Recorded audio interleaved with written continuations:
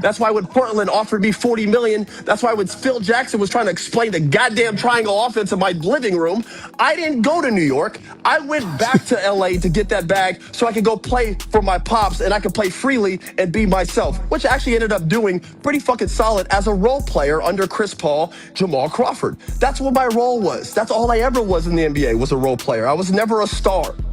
So this whole thing where I'm comparing myself to Draymond and this, Draymond's a Hall of Famer. And no matter what anybody on this podcast and no matter what I say or what anybody says, it's not going to change. He's a first ballot and he deserves that because he put in the work as his role.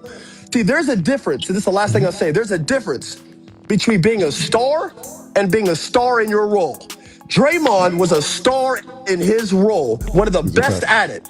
He talks too loose and he talks with conceit in his voice when he tries to come at other players as if he's better than them. No. You've achieved more because you were a star in your role in a cast that Steve, the guy that hindered your career, placed you in and helped you and embraced you with a bunch of guys on a very talented team, one of the greatest teams ever assembled, that Warriors team.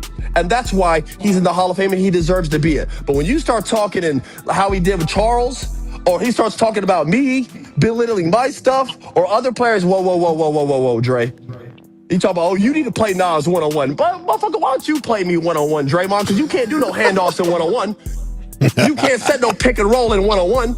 So all that extra talk is BS, and that's all my response was to, was calling me the biggest bailout. Yo, bro, have some wherewithal. Get outside yourself. Have some humility. You know what happened, Dre. You know what was good for you. Now, that's it. Also,